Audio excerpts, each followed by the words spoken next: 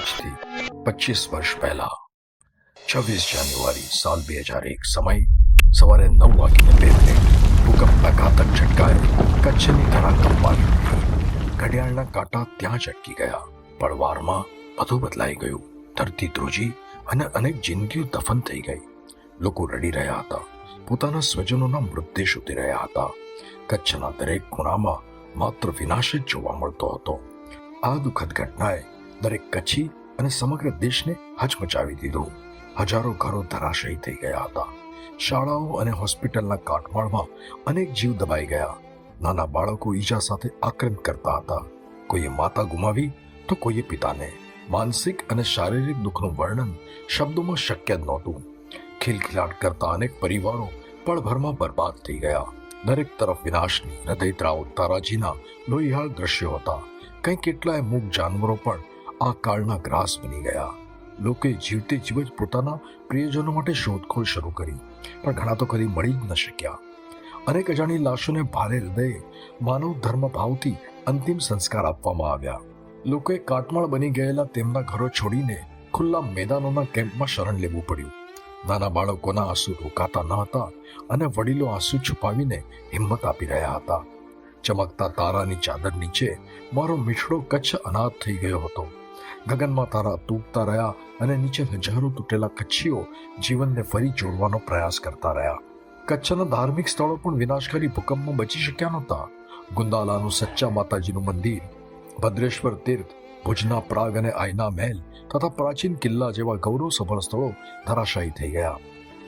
ભૂકંપના કેન્દ્રની નજીક આવેલા ભુજની 95% ઇમારતો નષ્ટ થઈ ગઈ હતી. માતમના સમયમાં કચ્છના યુવાનોને સંસ્થાઓ આગળ આવી. કચ્છ યુવક સંઘ દ્વારા વાયરલેસ રેડિયો સંચાલિત થયો. લોકોને પોતાના સ્વજનો સાથે વાત કરવાનું એક ગજબ માધ્યમ મળી ગયું.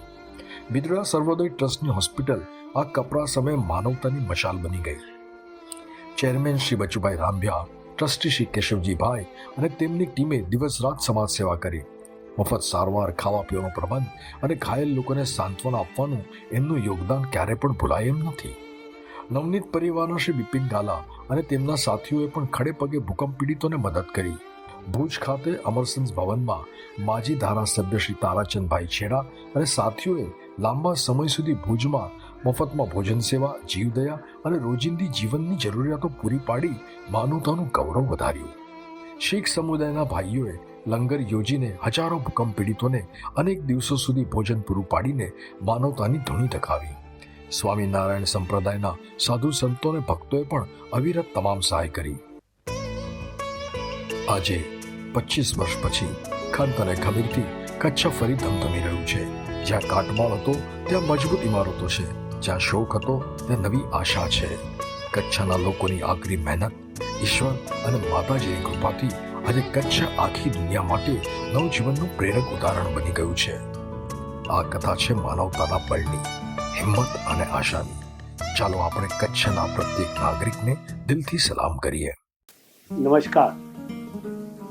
25 વર્ષ પહેલા મારા વાલા કચ્છની તારાજીની તસવીરો મારી હૃદય અને રડતી આંખે મેં મારા કેમેરામાં કંડારી. આજના કચ્છની ચમકતી તસવીરો સાથે ભૂકંપનો કાળમો ભૂતકાળ તમારા નવા યુવા પેઢીને જરૂરથી બતાવો. આ નાનકડી ફિલ્મ દ્વારા તમે તમારા પરિવાર સાથે બેસી અને એની સમજણ પણ આપશો. જીવનના કપરા સમય સામે લડનાર બહાદુર અને બાહોશ એ કચ્છી પ્રજાનો વંશ જ છે. એનું એમને ગૌરવ કરાવો.